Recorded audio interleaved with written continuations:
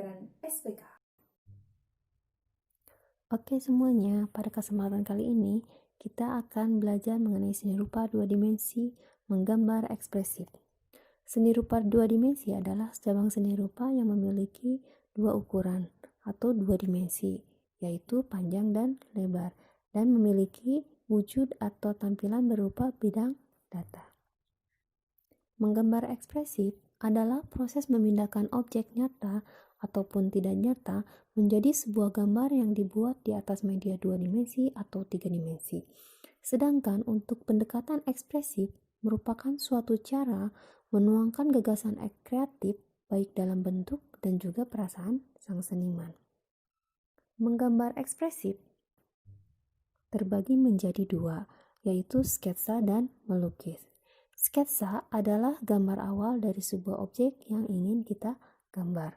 Dan untuk melukis adalah proses memindahkan objek ke dalam media dua dimensi atau tiga dimensi menggunakan berbagai macam teknik dan alat bantu. Objek yang diambil untuk menggambar sketsa atau melukis semuanya bisa diambil dari benda mati, makhluk hidup, lingkungan, serta imajinasi dari sang seniman.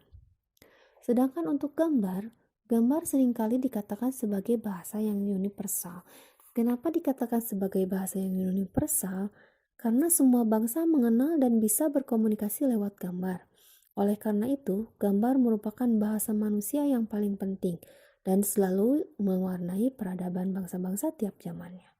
Contohnya, kita bisa melihat gambar dekoratif di gua-gua kepulauan Papua atau gambar purba seperti di Gua Leang-Leang, Sulawesi Selatan.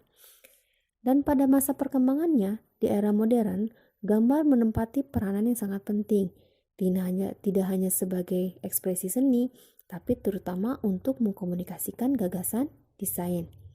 Contohnya, seorang pendesain mobil harus menggambar terlebih dahulu sebuah mobil itu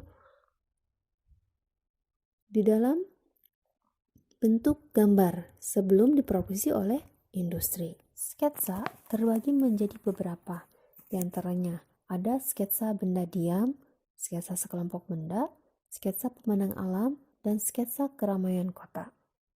Sketsa benda diam, kita akan menggambar benda-benda diam atau tidak bernyawa. Kemudian ada sketsa sekelompok benda. Sketsa sekelompok benda itu bisa berupa benda mati atau makhluk hidup. Misalnya, kita menggambar sekelompok ternak, kambing, sapi misalnya, atau ayam. Benda mati, misalnya kita menggambar tempat pensil yang terisi dari berbagai macam jenis pensil, penggaris misalnya. Nah, seperti itu. Kemudian ada sketsa pemandangan alam. Kita akan menggambarkan atau melukiskan pemandangan alam pegunungan, perkebunan, lautan misalnya. Itu sketsa pemandangan alam.